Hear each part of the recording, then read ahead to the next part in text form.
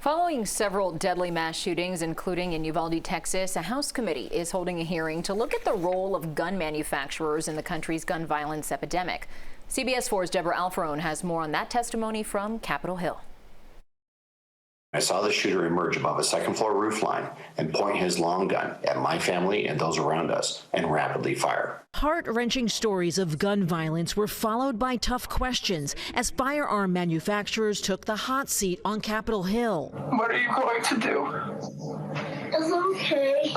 To make sure that your products don't get into the hands of a white supremacist mass shooter. Executives from Sturm, Ruger & Company, and Daniel Defense condemned recent gun massacres. Like all Americans, I grieve, when we read about these tragic incidences. But they refused the Democrats' calls to take responsibility. These acts are committed by murderers. The murderers are responsible. You market weapons of war to civilians and children.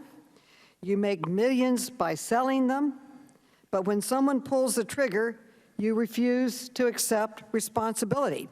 As expected, partisan passions flared at Wednesday's hearing, with Republicans accusing Democrats of going after the Second Amendment. It's insane what you're pushing. It's not going to end well. When those gunfights happen, that blood will be on your hands. We will not be threatened with violence and bloodshed because we want reasonable gun control. The House Democrats are currently working on a package that includes an assault weapons ban, provisions to remove civil case immunity for gun makers, and funding for police. That legislation could come up for a vote next month. Deborah Alfarone, CBS News, Capitol Hill.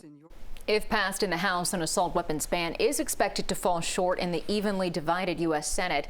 The last time Congress passed a federal assault weapons ban was way back in 1994, which expired 10 years later.